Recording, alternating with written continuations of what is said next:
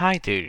We are reaching to the end of the course, but before we close up this course, we need to understand what what is our focus like. Everybody will have their job profile to justify their job and their activities that they perform on their workspace. So let's try to understand this more into the workspace side. Let's say you are the administrator or the system administrator, and you have to manage some of the servers and some of the workstations, which includes your patching and and also installing, configuring new servers, and also securing their computers. Now, when it comes to these kind of job profile, or it all depends on your job profile. I just have taken as the a computer administrator job profile, but in your case it might be a different job profile. You need to identify the most important or most valuable activities that are scoped in your job profile.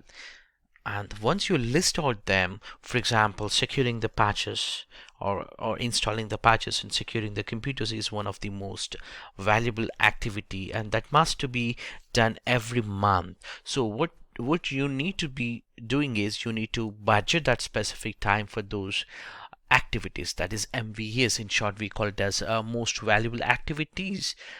We can budget the proper timing, and then you need to block your calendar for a specific days to perform these specific activities. Let's say if you have a calendar and there might not be more activities which are happening on your in a weekly calendar starting from Wednesday, Thursday and Friday, maybe between 2 to 3 p.m. You would be scheduling into that specific time, and you would be blocking the calendar for most valuable activities list. Let's say now securing patching, or maybe contacting help desk to get the root cause analysis and find out any of the new improvements that are part of your most valuable activities list. And once you blocked it, you need to schedule it your calendar accordingly and work on them. Sometimes least valuable activities also pop up on your calendar by sending somebody else as accept that specific meeting. Let's say you have scheduled 2 to 3 p.m. for your most valuable activities, but somebody else is requesting you to participate in a change management meeting, which is not part of your job profile example, or maybe it's not part of activity, but it can be done other time. But in that situation, you need not to be sacrifice your most valuable activities. By doing that, if you start blocking your most valuable activities, you're actually not performing more productivity. Instead, you are actually losing, you're giving the most important value to least valuable activities.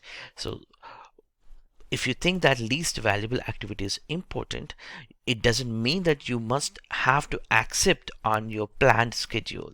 So you should be look for a free space within your calendar and then accept that least valuable activity specific things. For example things like you need to avoid when we focus on MVAs, at least the 40% of your time must be spent, which is at least close to 16 hours of your time must be must be spent on your weekly basis on most valuable activities.